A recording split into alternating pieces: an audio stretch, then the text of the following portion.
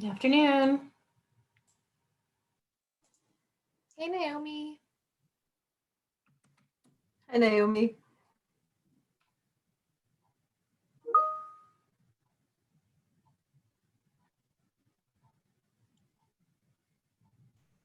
Hi.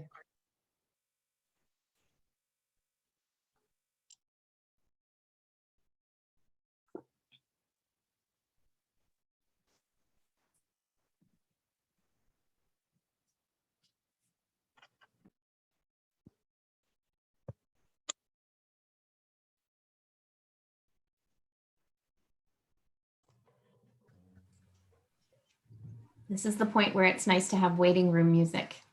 That's so true. Hi, Nicole. Zoom. Hello, everyone. I agree, Lauren. They need to build one in.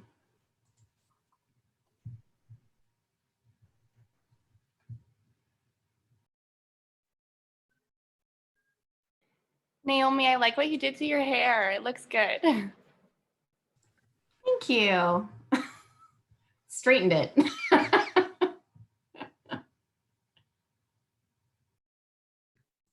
You had a meeting and you decided, oh, I might as well do my hair. Exactly.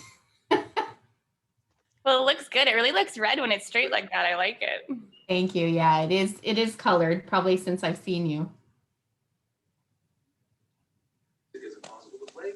Then you're in luck. Because branding something impossible attracts attention from those seeking challenge.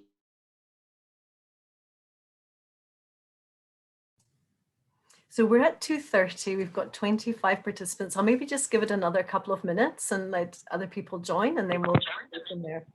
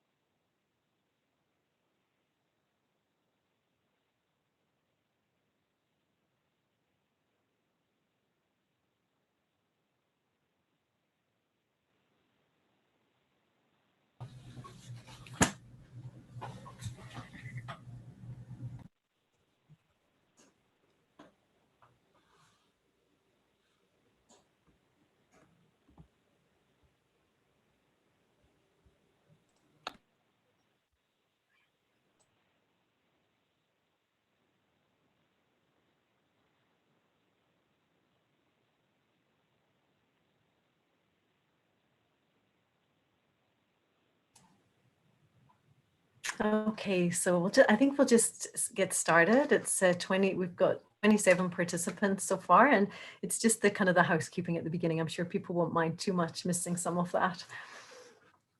So good afternoon, everyone. Welcome to our webinar looking at halal foods and what it means to follow an Islamic dietary laws. First, let me introduce myself. My name is Jill Burns. I'm a registered dietitian with the Ottawa Food Bank, and I'll be responsible for hosting this presentation today. Before we begin, I would like to take a moment to acknowledge that the land on which we gather is the traditional, unceded, unsurrendered territory of the Algonquin Anishinaabe people. The Algonquin peoples have lived on this land since time immemorial, and we are grateful to have the opportunity to be present in this territory today. Thank you. I do have a couple of housekeeping items to share. There will be two opportunities for questions during the webinar, once following Jalil's presentation, and then again at the end following the presentation by Fatima and myself. Lauren will be managing the chat, so please feel free to drop your questions into the chat as we go. Lauren will also read the questions you have submitted already. In the event that we don't get to all the questions in the chat, we will save them and you will receive a follow-up answer. So we will be recording the webinar. So if you prefer not to be recorded, please turn your camera off. Also, if you could please make sure that you have muted your mics if you've not done so already. Thanks so much. And with that, let's get started with the people you're really here to listen to. We are very pleased to share this webinar with our first guest presenter, Sheikh Jalil Marnoush, who has very generously collaborated with us to make this happen today. Jalil is a husband and father, a community leader, public speaker, teacher, and dedicated public servant. He has worked at the Public Service Commission for the last 18 years. In addition to his role as analyst, he was also the chair of the Visible Minority Committee. Jalil takes pride in his commitment to his community. He has made many contributions to community development, education, youth engagement, and advocacy. He is also very engaged with the Ottawa Muslim community. He delivers weekly sermons and lectures across the city. Along with his role as president of the Asana Muslims Association and rotating chair of the United Muslim Organizations of Ottawa Gatineau, UMOG, he is also a member of the Police Community Equity Council and is the past president and board chair of the Southeast Ottawa Community Health Centre.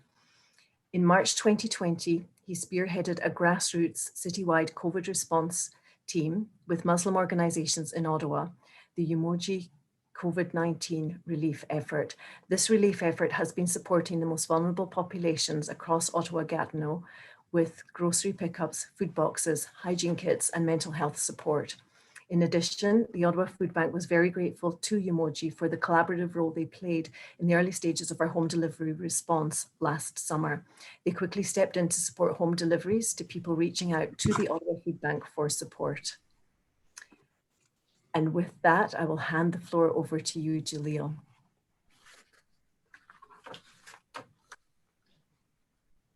Thank you very much, Jill, for that.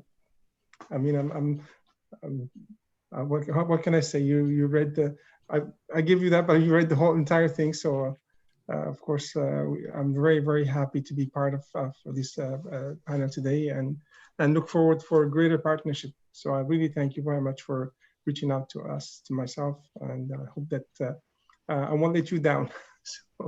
So with that, I just would like to make probably just to give probably something about the Sheikh. You know, some people call Sheikh, and I just want to say, I mean, different people call me different things. People call me Sheikh, Imam, brother Jalil. But Sheikh Jalil is three things, connotation in Arabic. So Sheikh can be someone who is old, which hence the gray hair. So I have gray hair, which is okay. I can accept that. Sheikh also can be someone who is, you know, some say Sheikh al-Qabila, the person who, or the leader of the, and Sheikh can be also someone who is wealthy, which I'm not, and Sheikh can also can be someone who is a scholar. So I take it with the old person, and that's how I will take the Sheikh now.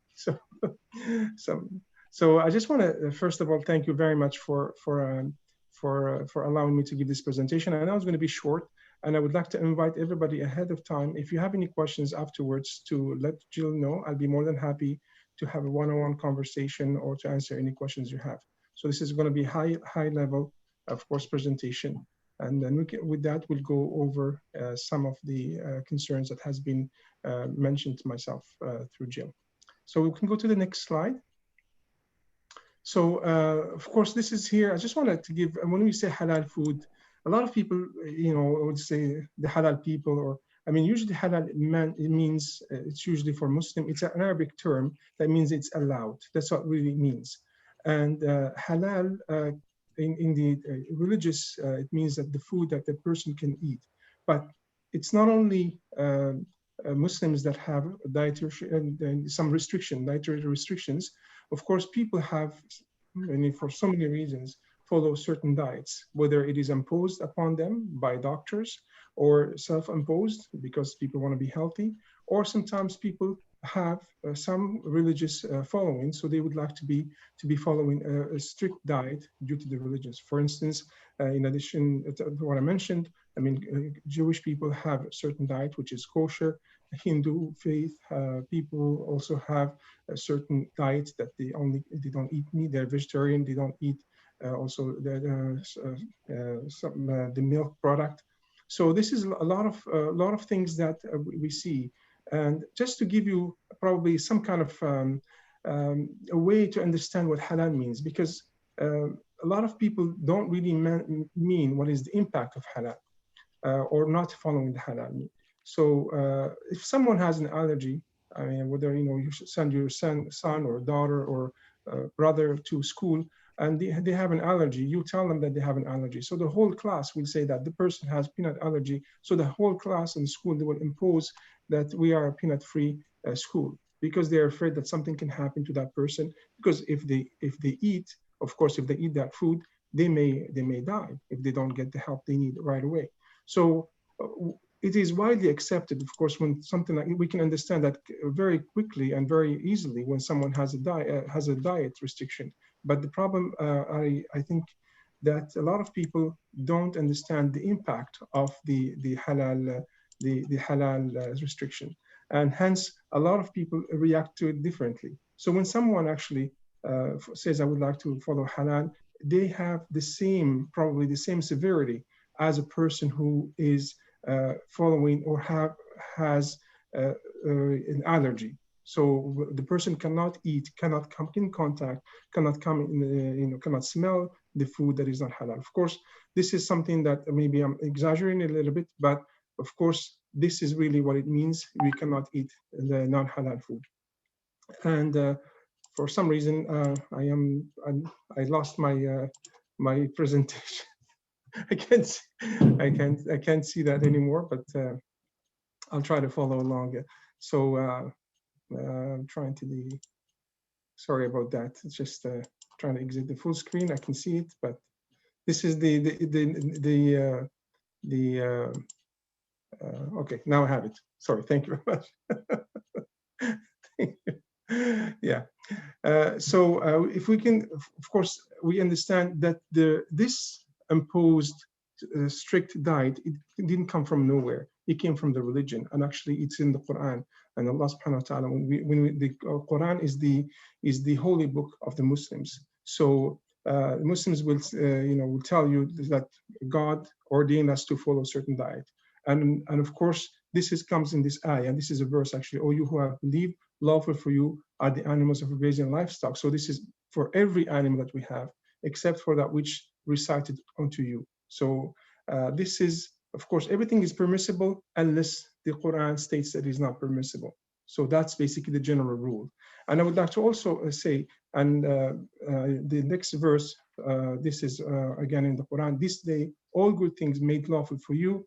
The food of those who have received the scriptures before you is also lawful for you, and your food is lawful for them." So as a Muslim, we can eat from people who have scripture. So basically the people who follow monotheistic belief, because their slaughtering is also the same way. For instance, I mean, Christians and Jewish, they do the same thing. So if my in-laws, they are Christian, they happen to be Christian. So when I go to their home, of course, if they were to slaughter their own cattle, I'll be able to eat their food. Of course, it's not the case, but if they hunting, my father-in-law will hunt, I can eat from the food that he hunts because it's lawful to me. Although some people may have different rules about this, or may have understanding, but this is the general rule. So even if someone comes to Canada or to a country that is predominantly Christian or Jewish, they can eat the food without no problem. So they can go. Of course, now we talk about the other food which is non-halal. For instance, pork is not halal for Muslims, whether it's come from a Jewish family, which they don't eat pork, or Christian family. So this is certain food that we cannot eat, and we will see other foods that we're not allowed to eat. So this is in general why we are supposed to be following the halal diet as Muslim. And of course, if we go to the next slide, we will find out certain cattle or that we can eat. So camel and anything similar: camel, sheep, goats, deer, rabbit, fish. Sorry, all those are halal. I can probably say the fish is completely separate because fish, all kinds of fish, actually not any fish, anything coming from the sea is halal. And this is maybe not, I know that's a question, why? Because the Prophet ﷺ said, "Al-bahru huwa al-hillu maytatuhu wal I forgot to mention it, basically, huwa at-tahuru ma'uhu wal hillu maytatuhu," which means that the sea, its water is pure, and it's the dead coming from the sea is lawful to you. So whether it's a shark, whether it's a whale that washes off, anything, even if it washes off, a person can eat it. A Muslim can eat it because it is halal. So you don't need to do anything with the fish. So any kind of fish, it is halal. So the safest way, if you don't know, a lot of people actually, when they go to travel, they ask for seafood. And of course, even seafood, we will find out that there are other things that come into play, which is not the fish, but the preparation of the actual meal itself. So the halal, when we say halal, it has to be a specific way. So as a Muslim, a person, father has, back in the days, you can go and get your chicken or, sheep, and you can slaughter it in your home or your, backyard if you have. Now, of course, we don't do that here. But if a person has to do it, he has to follow certain guidelines. So the people now, when you go to a slaughterhouse, halal slaughterhouse, they have to obey certain rules. So the person has to be a person who is not only Muslim, but he has to be a person practicing. So he has to pray the 5 daily prayers, because when he's slaughtering, it has to be accepted. It's like a sacrifice you do for God. Although God does not want it, but you're doing that to show your thankfulness to God for this bounty that He had given you. And of course, you have to take this animal, treat it humanely, so that it doesn't have to suffer, it doesn't have to see the knife. A lot of things, you don't sharpen the knife in front of the animal. And you have to, when you do it, you have to have a very sharp knife. You do it once, and you cut the jugular vein with the trachea and the veins, both veins. And of course, this is really the way. It has to be swift, so the animal does not suffer. So we can go to the next slide. I know some people may get queasy stomach about that, but this is, I'm sorry about that, but this is how we get our meat, whether we get it from a packager, has to go through that. So this is, we have halal, and on the contrast, we have haram. I mean, haram is actually non-halal. When you say non-halal, it means haram. So this is certain things that we are not allowed to eat, pigs, animal that were slaughtered without being blessed, which means, remember, I forgot to mention, when you slaughter, the person has to say, Bismillah, Allahu Akbar. In the name of God, the God is great, because this is how you make that lawful to you. You're not slaughtering it for anybody, you're slaughtering it for God. And if an animal has been hit, like for instance, hit by a car, or a deer, for instance, we can't eat that deer if it was dead. If you have an animal, a cow that died without you being able to slaughter it while it was alive, you cannot eat it. So that is going to be going to the animals, or we're going to have to go to waste. You cannot eat it. Any type of animal, like bears, for instance, they have claws. We cannot eat them. Birds of prey, anything with animals with claws, we cannot eat those. Reptiles, we don't eat serpents, and we cannot eat that. Rodents, rats, and all these things. Insects and domesticated donkeys. Of course, if you look at those things here, of course, scientifically, of course, at the time there was no science behind that. But this is really, a lot of reasons is for our own protection. God, when He gave us these things, now we can find out that yes, they can carry diseases and so on and so forth. But at the time, people did not know, but they had to follow the guidance from Prophet Muhammad, peace be upon him, and through the Quran as well. The next slide, inshallah, we'll go through. Again, this is and I can give you something here that probably a lot of things that, even though they're sub-product of haram food, so bacon bits, kibbut oil, ham, so all these things here, lard. And you can imagine, I mean, of course, when you go to a grocery store, now, especially for someone, a newcomer, a lot of people that I know, when they come, they only eat bananas, eggs, and milk when they come, and bread. And even bread, they are very picky about it. They're going to go eat peanut bread because they don't trust anything out there. They don't know how it is made, especially they don't know the ingredients. And of course, there is people who are in different spectrums. Some people really don't care. They will go and do whatever. And other people are very, very, very strict about that. And it has nothing to do with the way they practice. A person may not be practicing, but they will not waver in terms of the halal. They will say, I cannot eat halal food, although they may be drinking alcohol, but they will not eat non-halal food. Of course, it's a contradiction, but still they will not compromise in the halal food.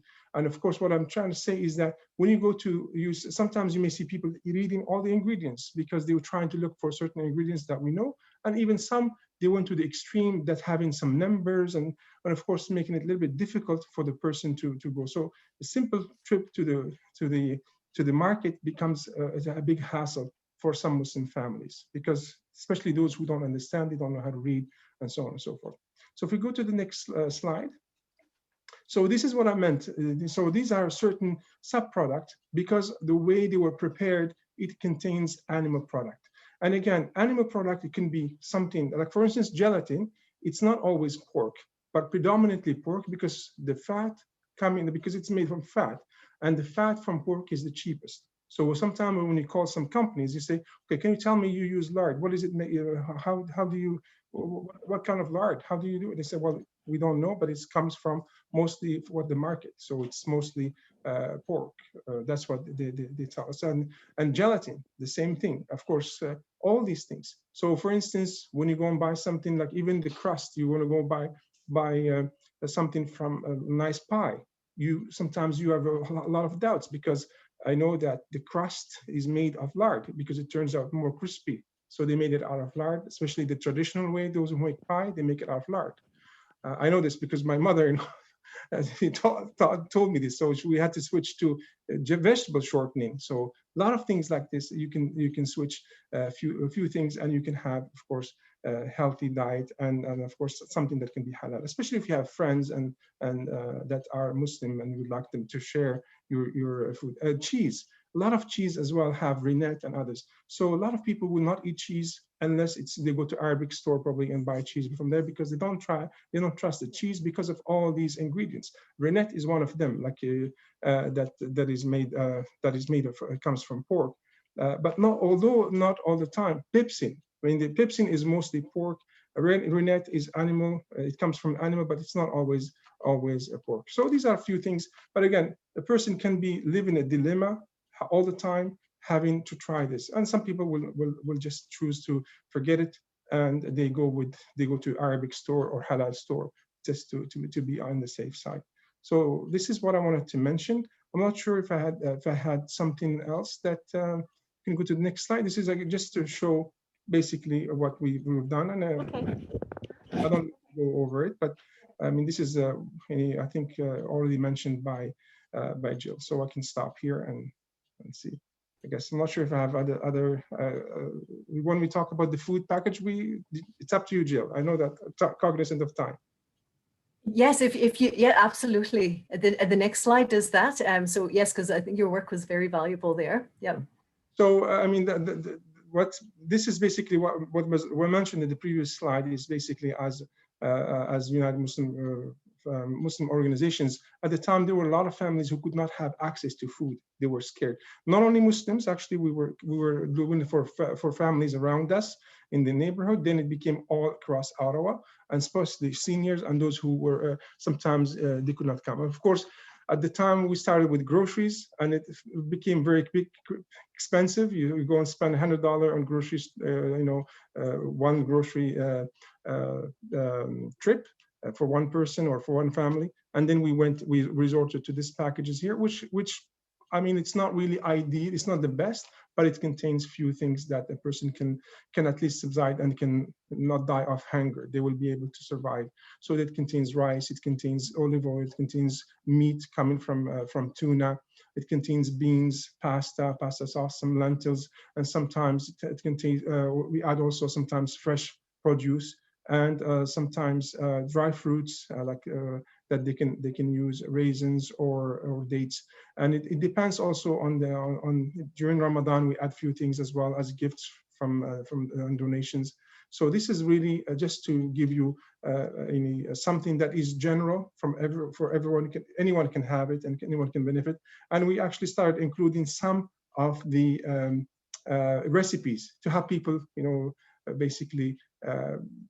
Actually, we are working on a book of recipes. I mean, once it's ready, I'll share it with you, Jill. Give you a copy of that. So this is really just how a person can make nice food with or meals with the food that is there. I guess I'll leave it at that, Jill, and thank you very much for the opportunity. Thank you so much, Jalil.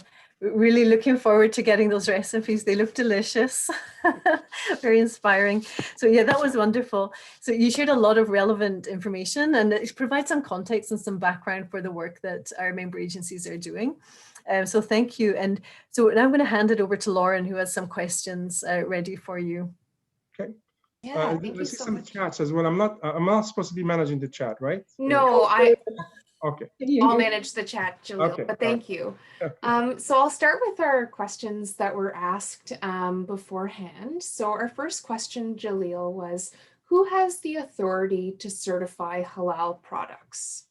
Yeah, that's a very good question. I mean, of course, because Canada is not a Muslim country, so we don't have a body like per se one body that we have. But there are few scholars that came together. There is Imam Council in Toronto, and here we have an Imam Council here as well in Ottawa. But there is so to speak, there is a HMA, which is one of the organizations in Toronto that actually certifies the halal food in a lot of jurisdictions, and this is I think the best way, I would say, that we can connect with them. And there is also some of the big providers of halal food that they have contacts. For instance, Mina Halal and others. So I can give you more like a name or and contact of these people. But just to name one of them, that I would say the HMA, which is basically it certifies halal. And the problem we have is there are a lot of people who probably will mention, yes, it's halal food, and they will stamp it's halal food, but it's not halal food. So they will put same meat coming from the same plant, and they will put packaged halal, and then they sell it, which is 100% halal, as you've seen before, but it's not. Actually, after a trip, these HMA people, they went, Halal Muslim Association, or they went and did some inspections, and they saw how the meat was prepared, and actually they came up with a report, which I have somewhere. I can find it, Jill, and share it with you. But they said that a lot of those plants that were saying it's halal, they are not actually halal, and they give them some advice, and then once they rectify, they give them the certification, because a lot of things have to come in play, and one of them is like the way it is prepared. And as I mentioned, the person who does for instance, in the Jewish tradition, a rabbi is the one who goes and certifies the food. But as Muslims, anyone can slaughter the food, but they have to be adherent to the faith. They have to have a certain qualification.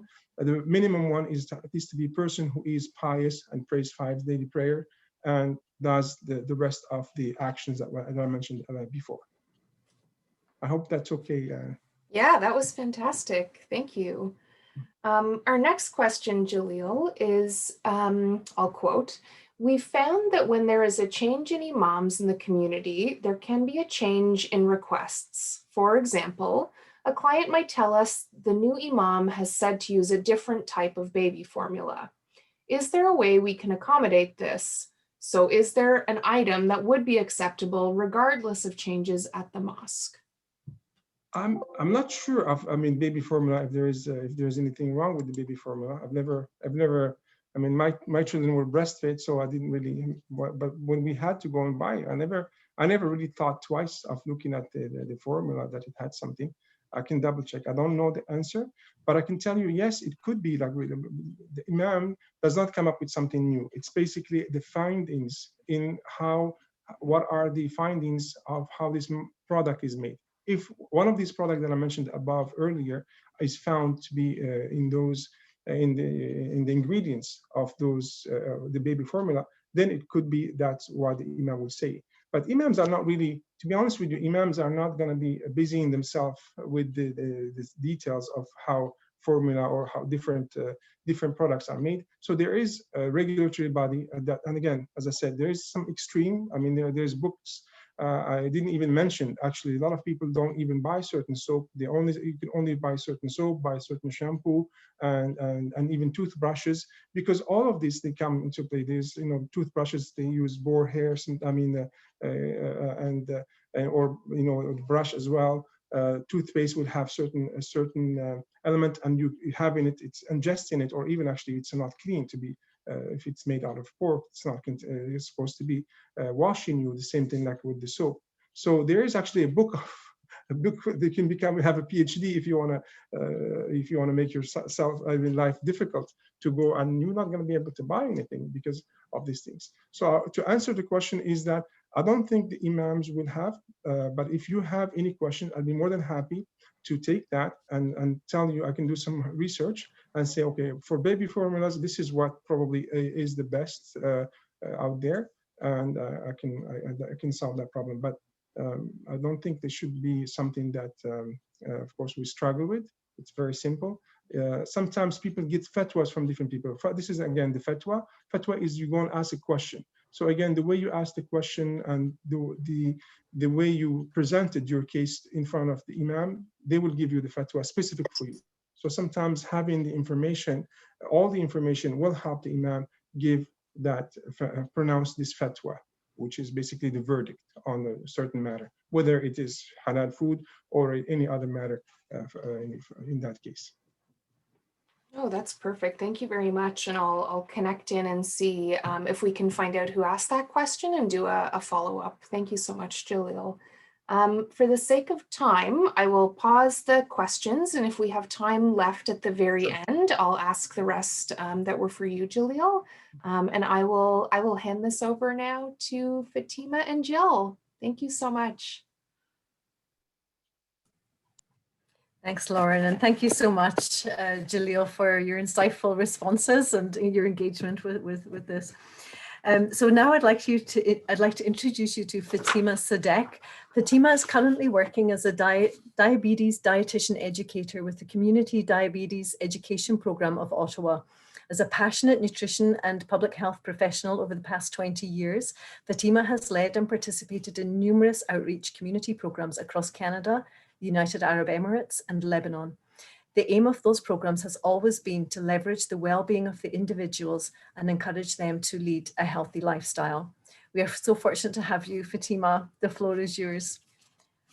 Thank you for the introduction, Jill. I'm really glad I'm here today to shed some light about an important topic, which is about the importance of halal food in the food baskets provided by the different food bank outlets in Ottawa. So to start off, first of all, we need to understand like the ultimate goals of the food box, which is provided by the food bank. We can all agree that the most important thing is the food box aims to meet the sufficient nutrients for the users who are getting this food. At the same time, also one of the important elements is that we want to reduce the hunger and with preventing the undernourishment which might happen, or what is known as the hidden hunger, because sometimes this is overlooked in food boxes, and hidden hunger might lead to the deficiency of essential nutrients such as vitamins and minerals. Although they are small, but their impact in our bodies is huge. To talk about more about the hidden hunger and how it influences the overall health. Well, one of the side effects of hidden hunger, it might lead to some micronutrient deficiencies, as we said, such as, like, for example, vitamin A deficiency. And studies indicate that with this deficiency, there would be an increased risk of severe illnesses and death from certain infections such as diarrhea and measles. Another thing, and speaking about infections now, because of the COVID infection and the pandemic that's going on, also those vitamins and key elements and minerals, they are important for the immune system. So it might help to have like a complete and a nutritious food box in order to for the important role that they play in this aspect as well.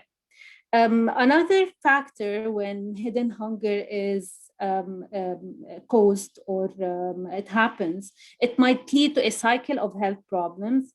And these problems, if an individual is having continuous and vicious cycle of having infections or being sick or whatever, that would impact their performance at school and at work. And in a bigger lens, that would affect the overall productivity in the community and the workforce. Another thing is that once a deficiency is established, that might be passed to from one generation to another. So that's known as generational malnutrition, which could happen because of those deficiencies. So, but like the good news is that hidden hunger at the same time, it can be prohibited or minimized with a varied diet, which includes a balance of macro and micronutrients. So, for example, providing a variety of foods, including cereals, legumes, fruits, vegetables, and animal source foods. And this is where the halal food would come into play. If we look at Canada's food guide, so it is compromised of, if we look at the plate itself, there are the biggest section is fruits and vegetables for their, of course, huge nutritional benefit.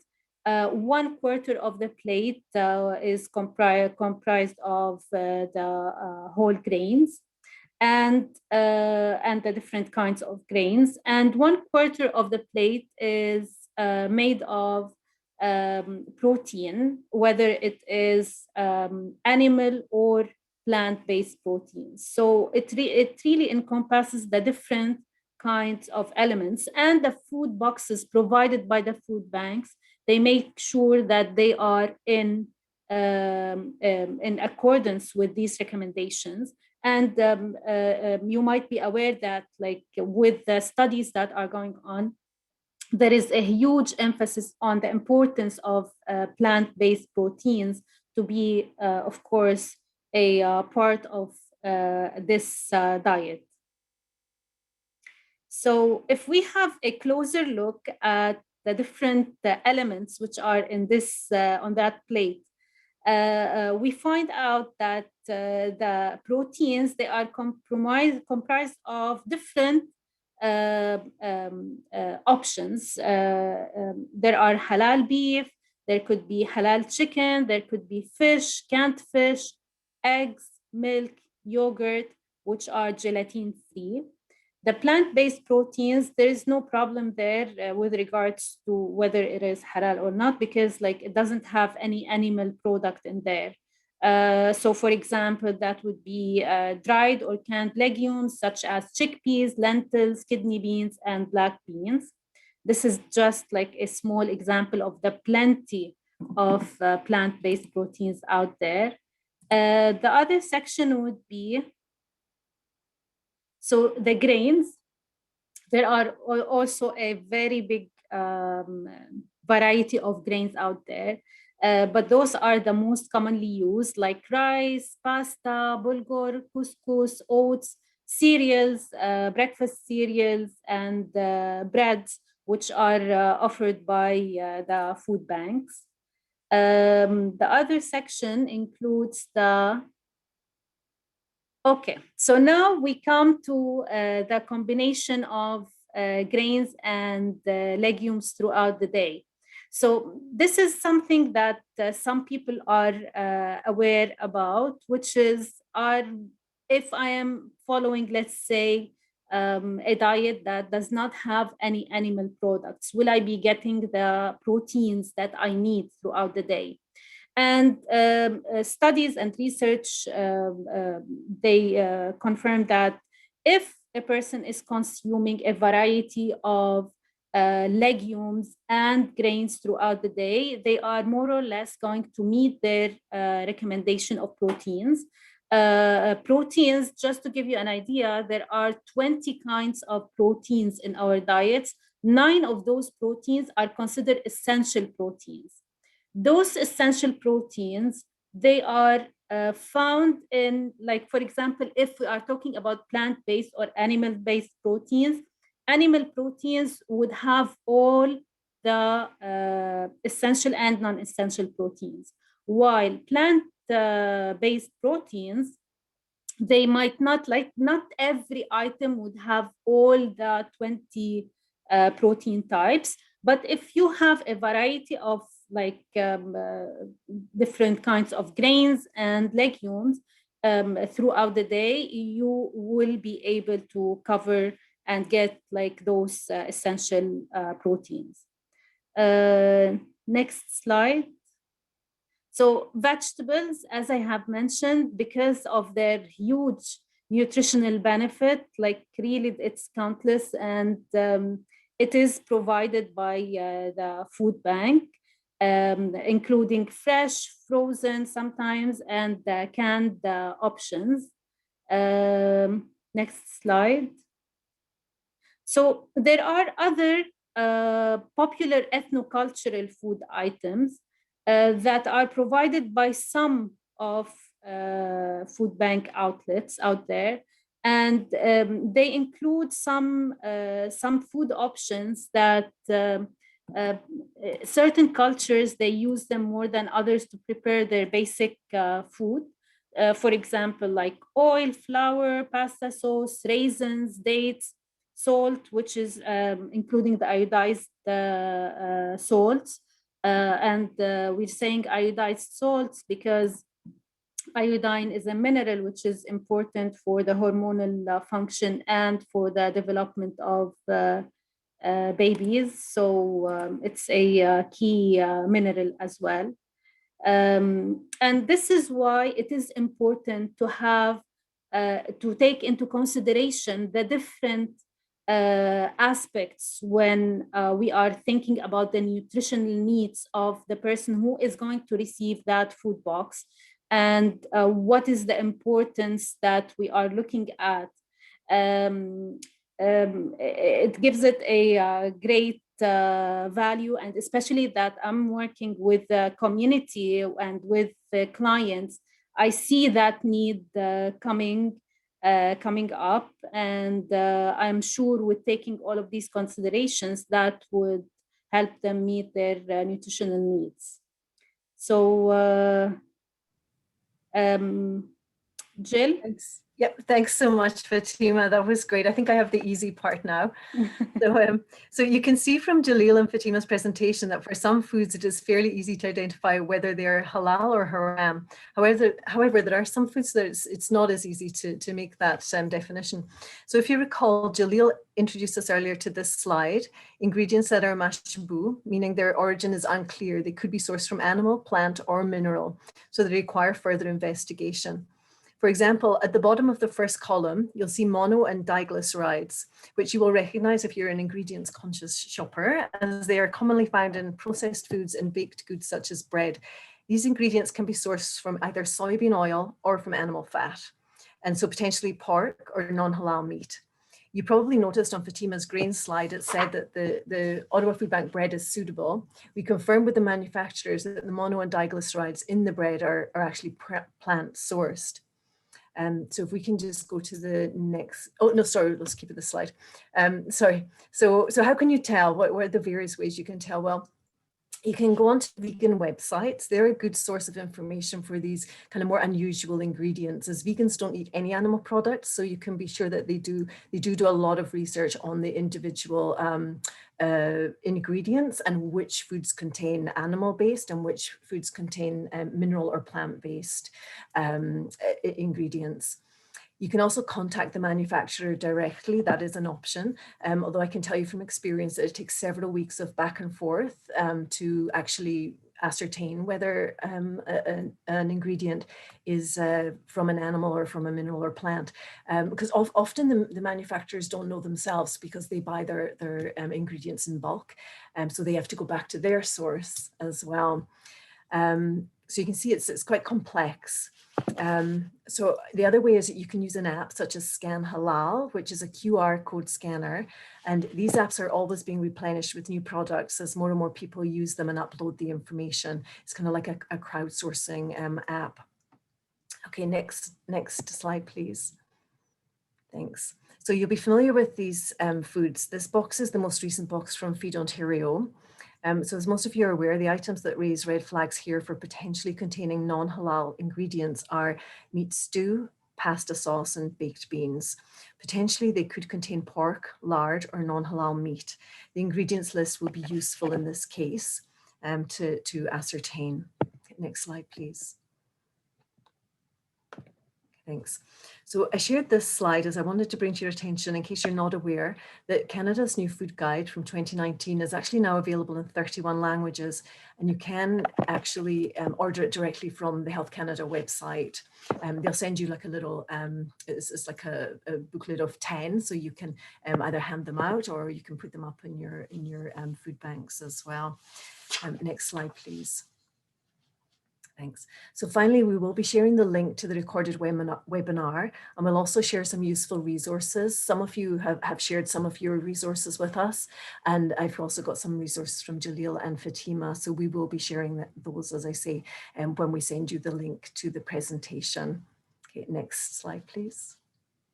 Okay, thank you everyone for your attention, and I'm just going to pass it over now to Lauren with some more questions. We have 15 minutes left, Lauren, so we're good. Perfect. So Jill, the first question is actually for you. We had a question in the chat just asking if this presentation is going to be available in addition to the recording. Oh, the slide deck? Yes, Yes. absolutely. Yes. Yeah, we can make the slide deck available. Perfect. Yep. Thank you. So I'll move over to some questions for Fatima. Fatima, we had a question that reads, what is the most appropriate way to ask someone about their dietary preferences? We do not want to make assumptions about whether or not someone follows a halal diet and to what degree. So how can we share information about what options are available in a way that's inclusive and respectful? So that's a great question, actually. And it could be as simple as like the person could be asked if they have any food preferences or any food restrictions. Also, it could be like communicated to them that, like, for example, we offer the following options, food options, halal friendly, or we could say we have halal meats. Like they could list the kinds of meats that they have, or for example, if they have a simply to ask them if they have any requirements or something that is more up to their standards. So. Perfect, thank you. And we have a couple questions that are similar. So one of the question is, what are the proper storage guides for mixing meats, halal and non-halal, in the freezer and fridge? So should we be storing halal food in different coolers from other foods? So if in the fridges, there is the fear of cross-contamination because like meats would be dripping from the shelves, and that might contaminate the halal meats. So there is this fear of this part, but as long as they are kept separate from each other, maybe in separate compartments, that should be fine. I don't know if Sheikh Jalil have any comment about this. I think you said it right, Fatima. I mean, you know, some things halal is clear and haram is clear, and sometimes between them is shubuhat. But in this case here, I think what is the cross-contamination, if there's a risk, because, you know, a person may not know, even if you ask someone who's going to go and get the meat, you know, you may have, you know, some kind of bag given to a person who's following a halal diet. That's the risk, because, you know, a person who is not following halal diet, if he gets halal meat, it's not a problem. He doesn't, you know, he won't affect them per se if they have halal food, right? But if someone who is not, who's following halal diet, there's a risk. So it's better, I would say that it's better to keep them separate. Labeling, I mean, label is very important, but keep them separate. And I give an example of even, I was going to mention it. It's, you're going to go and eat pizza, or for instance, when I go and eat outside, like bagel, for instance, just to go to Tim Hortons. So when I go, I ask the person, can you please change your gloves? Can you please change your knife? I mean, the person sometimes may get annoyed, but the reason I say, can you please change your gloves, is because they handle, there's bacon and others. And when they cut the bagel, they don't think about it. It's automatic. So they cut meat. So that meat that they cut, the pork, most likely in the morning, it will infect the other food. It's like, remember when I mentioned the other allergy? So it's the same concept, basically. So you don't want that contamination to come to the halal food, That's the risk, basically. I mean, I give them a tip so they'll be happy with me. So usually they smile at the end. So That's perfect. Thank you so much, Jalil. okay. Our next question is for Fatima.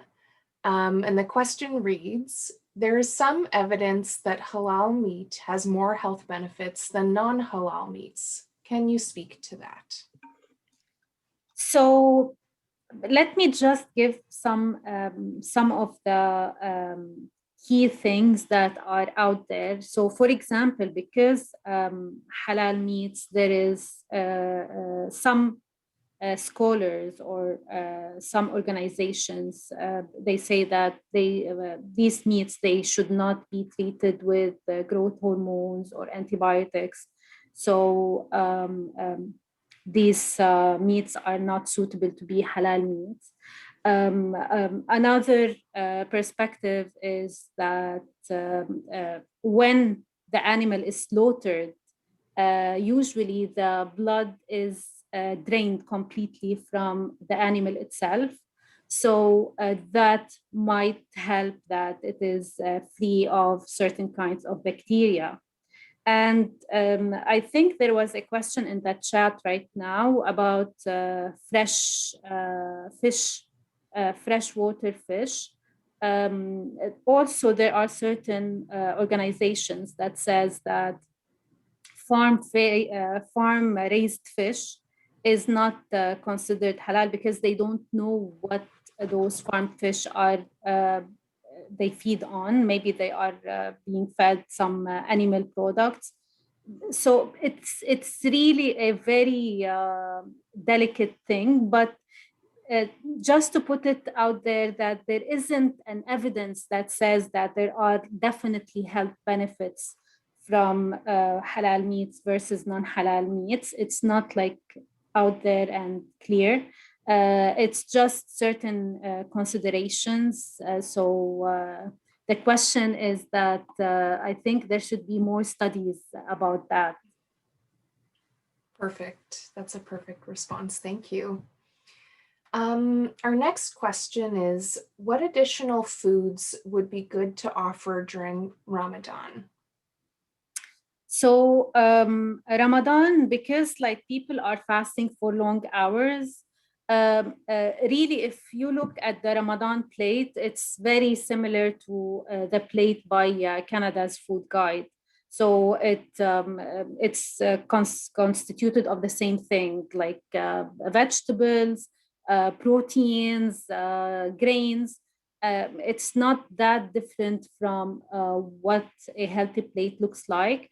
The only thing is that like many of the Muslims or people who practice fasting during Ramadan, they would break their fast on dates.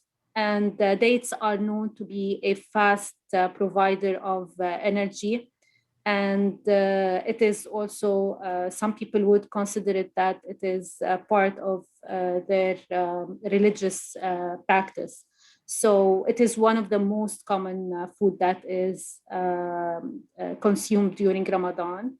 Of course, in addition, as I said, to the importance of vegetables, the importance of hydration, and like a varied diet as well.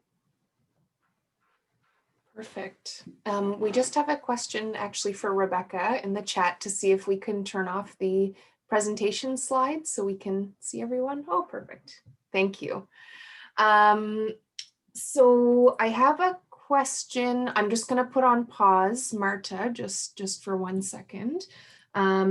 We have our next question is for Jalil, actually. So I'll quote the question. It was given to us beforehand. I also heard once that our halal families won't eat anything with an image on it, like a chocolate Easter bunny or a fishy cracker. However, another halal client said he wasn't aware of that kind of restriction. Can you shed any light on that issue? Okay, thank you for the question. For eating food, I mean, like chocolate that have pictures, I don't see anything. There is nothing wrong with that to eat, and I think probably. I mean, there is maybe connotation. Maybe there's two different things. Maybe celebration. So sometimes, I mean, of course, there are certain religious holidays that we celebrate, and others we don't celebrate. For instance, Muslims will celebrate two holidays: the Eid on Ramadan and the Eid, which comes the day after Ramadan is over, and the Eid al-Adha, which is the after the pilgrimage is finished. So that's when you slaughter a sheep, and so these are two holidays. So Easter and any other holidays, for instance, I know that maybe some people won't eat the chocolate from Easter. Maybe you're thinking that it's haram because of it's you're celebrating Easter if you're eating chocolate. Maybe that's what I'm guessing. They don't want to eat. They don't want to eat, and maybe they were polite. But yes, we don't celebrate Easter. We don't celebrate. Valentine's Day and all these things, although it's not religious, but a lot of holidays that we do not celebrate. But eating chocolate that have pictures, or any food, cracker, fish. My kids love fish crackers, whatever you call them. So I don't. There's nothing wrong with that. So maybe the person who has that question, you can always maybe if they're comfortable. I can talk to them if they are okay with that, or I can probably send an answer to you officially so you can give it to them. I mean, of course, and again, maybe the underlining behind it is maybe how comfortable the people are. Sometimes people will it's easier for them to say like this is I am not allowed. It's religious and they mix religious. So we don't want to put people on the spot and try point fingers at them, but at the same time, it's good to understand the broader concept and I guess what is allowed and what is not allowed. And even sometimes people don't understand really. Maybe they don't really know. Maybe mixing up things. For instance, we're not allowed to have images in the house. For instance, I mean pictures. Our pictures we want to portray them in the outside because there's a hadith, as a saying of Prophet Muhammad peace be upon him, that any household that has the pictures or statues, angels will not enter this house. So that's why maybe, or putting on a T-shirt with the image, maybe that's a different. Maybe they're mixing up things. Sometimes people can mix up things. That's my take on it. That was fantastic. Thank you. Our next question, I think, can be for Jalil or Fatima, whoever would like to answer. I have heard that even foods that have added vitamins and minerals may not be halal, as these additions can come from animals. Could you speak to that a little? Which I think we already have, but if you'd like to just speak into that a little more around the gray areas. Mm-hmm. Go ahead, Fatima. Okay, so there are fat-soluble vitamins like the A, D, E, K. Those are fat-soluble vitamins, and they might come from animal sources. So, as Sheikh Jalil mentioned, there are certain people who are more strict than others that go into the details, but I have like a vague area here. I don't know, Sheikh Jalil, if you want to comment on that.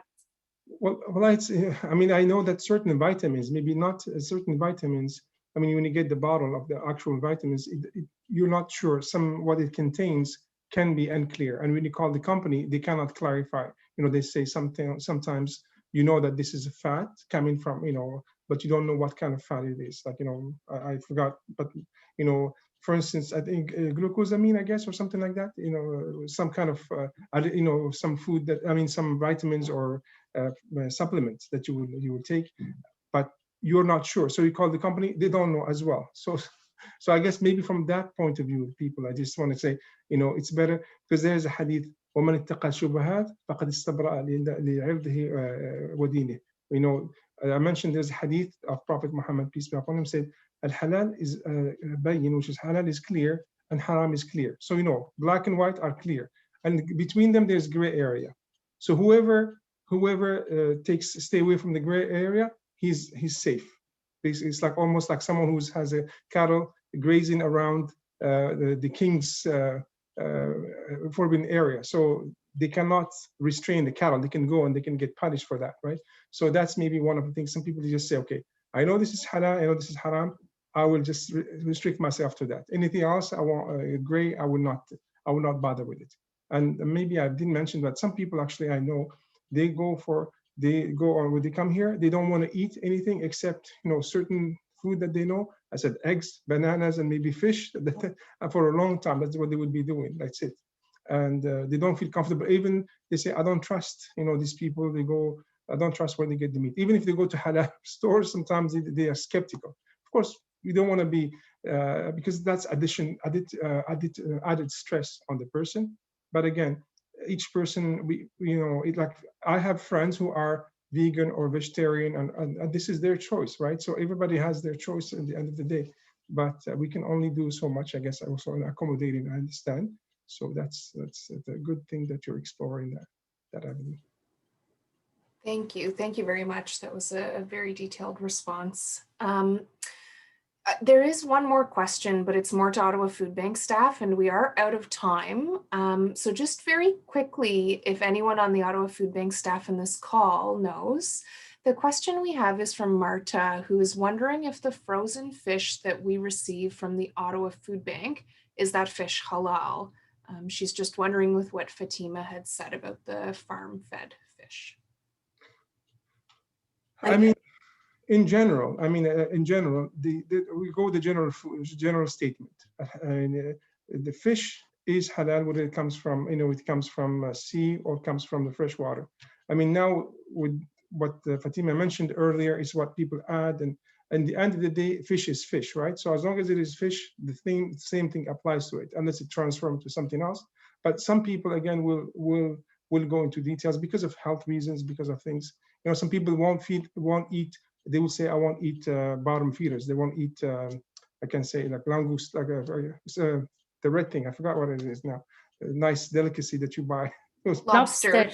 Lobster, yeah. So lobster. So a lot of people won't eat. They won't eat lobster. They won't eat other because they think they feel it is bottom feeder. So it eats all the basically what comes out of other animals. But there is no evidence. I mean, the general rule is it is halal. So that's basically. So of course, that's maybe what I would say.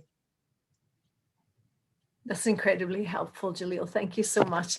And again, Jalil and Fatima, we're incredibly grateful to both of you for the time that you've taken to share this valuable information with us, and also in the preparation as well, taking the time there and answering all of our questions this afternoon. It's been an absolute pleasure to work with you both. And to everyone who joined us, who will watch the recording later, thank you for inspiring this webinar. It was your questions that brought us to this place, and for your engagement and for the important work that you're doing every day. And please don't hesitate to reach out to us if you have any further questions. And that concludes our webinar. Oh, and I should just say, any questions that we didn't get to in the chat, we will make sure that they are answered. We will capture those. Thank you so much, everyone. Have a lovely evening. Jill, is it okay to make a small, quick announcement? Is it okay? Of course, Jalil. Yes. It's not just behind me. That's the background. That's the mosque where we located in Ottawa South. And I hope once the COVID is over, I hope to have you over there, and maybe some of these days you can have something like that, or we can have discussion and we can have a meal together, break bread together sometime in Ramadan if possible. So just want to say that invitation is there. Once it's open, I'll be more than happy to have you over, and we can discuss on all the questions you may have. We will hold you to that, Jalil. Thank you so much. Thank you. Thank you so much. Bye-bye, everybody. Very much. Thank you, Fatima. Thank you so much. Thank you. Thank you. Bye. Thank you, everyone. Take care.